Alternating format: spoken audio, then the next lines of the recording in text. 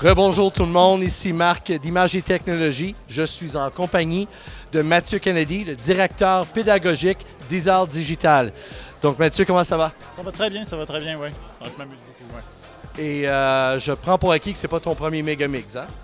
Non, je suis dans l'industrie depuis un bon bout de temps, mais c'est ma première fois ici avec Isard Digital par contre. C'est la première fois que je suis ici en tant que directeur pédagogique, oui. Et donc, parle-moi un peu de justement ton rôle en tant que directeur pédagogique. C'est quoi le quotidien pour toi, là? OK.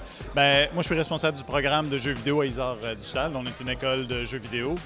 Donc, moi, je dois m'assurer que le programme répond aux besoins de l'industrie et qu'on a des étudiants vraiment motivés, intéressés, qui viennent apprendre tout ce que ça prend pour devenir un développeur en jeux vidéo.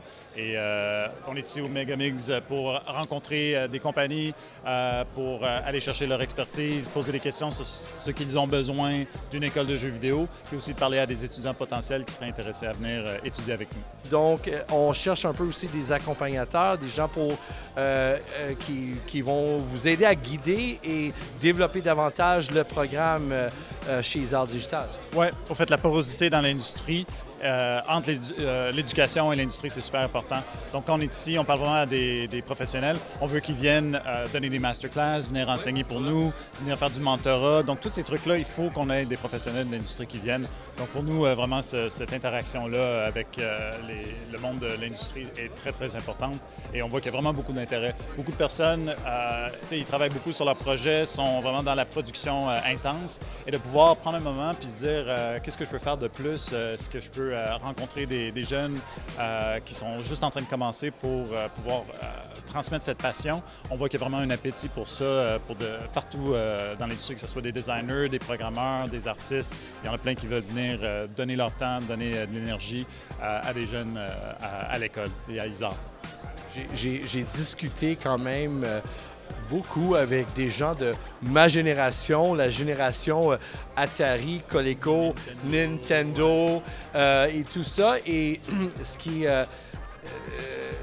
le dénominateur commun, c'est nous, quand on était jeunes et on jouait à ça. On n'envisageait pas, on pensait pas, oh wow, on pourrait faire une carrière là-dedans. Il y a des gens qui développent ces jeux-là. We weren't thinking like that à l'époque. Dans le temps, on avait comme l'impression que les jeux vidéo poussaient dans les arbres. Ça sortait, ça apparaissait.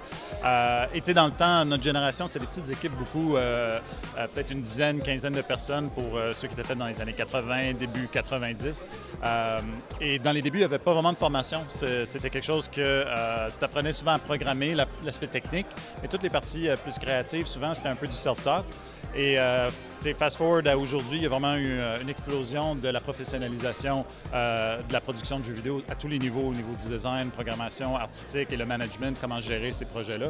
Et avec ça, ça vient un besoin d'avoir un programme d'éducation. Et ça s'est fait durant le cours de ma carrière. Moi, j'ai commencé dans les débuts 2000. Il y avait très peu de formations qui se faisaient.